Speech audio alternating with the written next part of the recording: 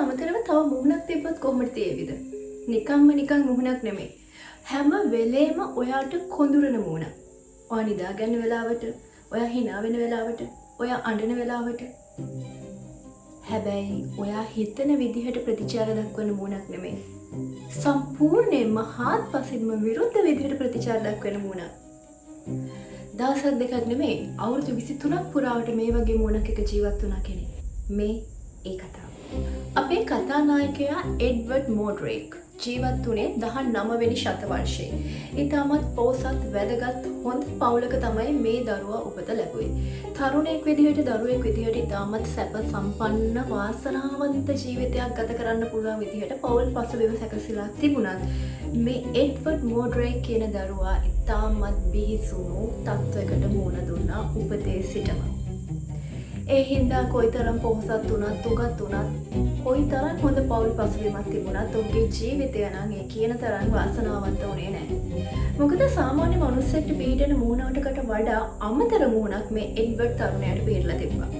නිකම් මුහුණක් නෙවෙයි. මේ මුහුණට hina වෙන්න පුළුවන්, අඬන්න පුළුවන්, කතා කරන්න පුළුවන්, ඇසපිය ගහන්න පුළුවන්. සරලවම කිව්වොත් එඩ්වර්ඩ් කරන දෙයට, එඩ්වර්ඩ් කියන දෙයට හාත්පසින්ම ප්‍රතිවිරුද්ධ විදිහට ප්‍රතිචාර දක්වන්න තමයි මේ මූණ පුරුදු වෙලා හිටියේ. උපන්දා ඉඳලා මේ තිබ්බ අමතර මූණ හින්දා එඩ්වර්ඩ් තරුණයා සෑහෙන දුකක් වින්දා. යමක් තේරෙන වයසේ ඉඳන්ම මේ මූණ කරේ ඔහුට හිංසා පීඩා කරපු එක. කෙනෙක්ට හිතන්න පුළුවන් තමන්ගේ අනිත් මූණ කොහොමද තමන්ට හිංසා කරන්නේ කියලා. ඇත්තටම කිව්වොත් පුදුමාකාර මානසික පීඩාවක් මේ එඩ්වර්ඩ් තරුණයා තමන්ගේ අමතර මූණ හින්දා වින්දා. රැට නිදා ගන්න ගියාම කොඳුරනවා. hina වෙනකොට අඬනවා. අඬනකොට hina වෙනවා. තනියෙන් ඉන්න හැම වෙලාවකදීම මේ මුහුණ එඩ්වර්ඩ්ට ගොඩාක් දේවල් කිව්වා. ගොඩක් දේවල් කෙඳිරුවා. හැබැයි ඒ හිත සනසන දේවල් නෙමෙයි. ගොඩාක් අඳුරු භයංකාර දේවල්. මේ එඩ්වර්ඩ් තරුණයාට ජීවිතේ එපා කරන ආකාරයේ දේවල්. තරුණ වයසට ආවට පස්සේ මේ තරුණ එඩ්වර්ඩ්ට ඕන වුණා තමන්ගේ මේ අමතර මූණෙන් මිදෙන්න. ඔහු ගොඩාක් වෛද්‍යවරුන් හම්බුණා. ගොඩක් අයත් එක්ක මේ ගැන කතා කරා. ඇත්තටම කිව්වොත් ඔහු කරපු නැති දෙයක් නෑ මේ මූණෙන් අයින් වෙන්න. ඔහු වෛද්‍යවරුන්ගෙන් ඉල්ලා සිටියා සත්කමක් මාර්ගයෙන් මේ මූණ තමන්ගෙන් අයින් කරන්න කියලා.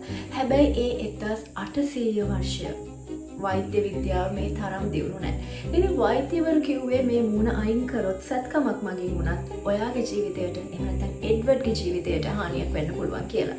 ඉතින් මේ හින්දා වෛද්‍යවරු දැඩිවම මේ සත්කමක් කරලා ඔහුගේ අමතර මූණ එඩ්වර්ඩ්ගෙන් ඉවත් කරන එක ප්‍රතික්ෂේප කරා. නිකන් හිතන්න උපන්දා ඉඳලා දවසේ පැය 24ම කෙනෙක් තමන්ගේ පිටිපස්සේ ඉඳන් ගොඩක් අඳුරු භයානක දේවල් මුමුණනවනේ. ඔයාට ඒ විදිහට එක පැයක් ජීවත් වෙන්න පුළුවන්ද? කාලය ගත වුණා. එඩ්වර්ඩ් කෙමෙන් තරුණ වියට ආවා. ඉතින් සමාජයේ හිටපු මිනිස්සු මේ එඩ්වර්ඩ්ව ගොඩාක් පහත් කරලා සැලකුවා. ඔහුට ඇමතුවේ යක්ෂ මූණයි. එහෙම නැත්නම් ඩීමන් ෆේස් කියලා තමයි ඔහුව හැඳින්වුවේ.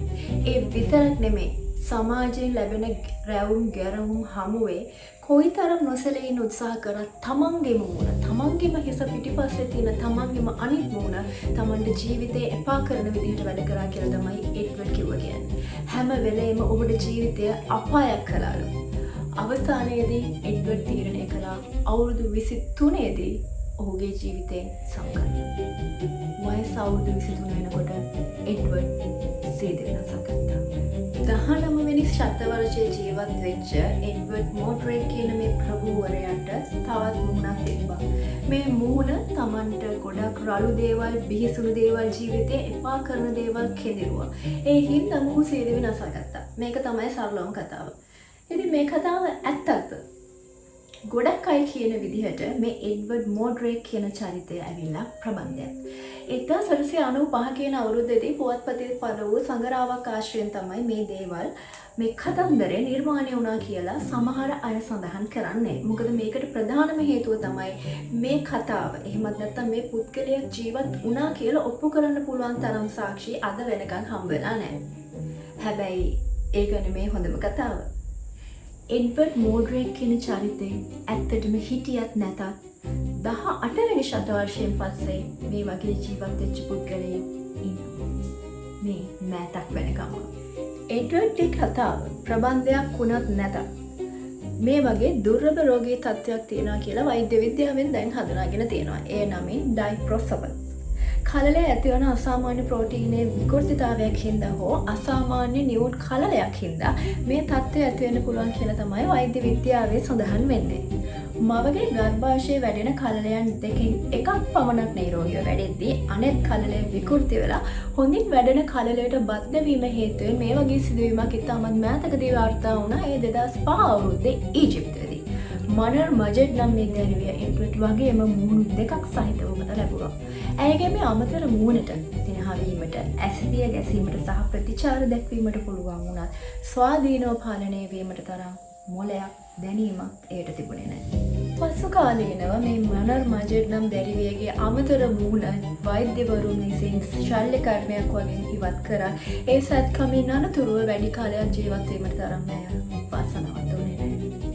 එඩ්වර්ඩ්ගේ කතාව ප්‍රබන්ධයක් වුණත් නැතත් මේ අසාමාන්‍ය රෝගී තත්ත්වයෙන් පීඩා විඳ මිනිස්සු ලෝකේ ජීවත් වුණා. අදටත් ජීවත් වෙනවා ඇති, ඉදිරියේදීත් ජීවත් වෙන්න පුළුවන්. ඉතින් එක් මුහුණක්, එක් මොලයක් ලෝකයේ අසන්න දකින්න තියෙද්දි තවත් එක් මුහුණක් ලෝකයේ දකිමින් අසමින් අනිත් මුහුණට විවිධාකාරයේ තාඩන පීඩන කරමින් ජීවත් වෙන එක ඇත්තටම හිතා ගන්න බැරි දෙයක්. ඉතින් මේ වගේ දුර්ලභ සිදුවීම්, අසාමාන්‍ය සිදුවීම් ගැන තවත් විස්තර දැනගන්න අපිත් එක්ක එකතු වෙලා ඉන්න. අපිව subscribe කරලා නැත්නම් මේ දැම්ම subscribe කරන්න, bell button එක click කරන්න අමතක කරන්න එපා. ඉතින් මේ වගේ අරුම පුදුම කතාවකින් නැවතත් හම්බ වෙන බලාපොරොත්තුවෙන් අදට සමගන්නම්. සුබ දවසක්.